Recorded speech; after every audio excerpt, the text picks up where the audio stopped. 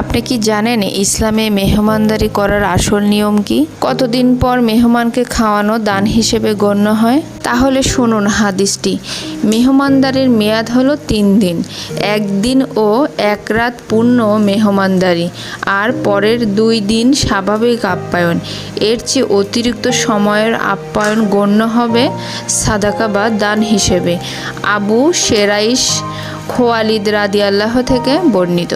আপনি কি জানেন ইসলামে মেহমানদারি করার আসল নিয়ম কি? কতদিন পর মেহমানকে খাওয়ানো দান হিসেবে গণ্য হয়? তাহলে শুনুন হাদিসটি। মেহমানদারির মেয়াদ হলো 3 দিন। 1 দিন ও 1 রাত পূর্ণ মেহমানদারি, আর পরের 2 দিন স্বাভাবিক আপ্যায়ন। এর চেয়ে অতিরিক্ত সময়ের আপ্যায়ন গণ্য হবে সাদাকা বা দান হিসেবে। আবু শেরাইশ খোয়ালিদ রাদিয়াল্লাহু থেকে বর্ণিত। বিবাহিত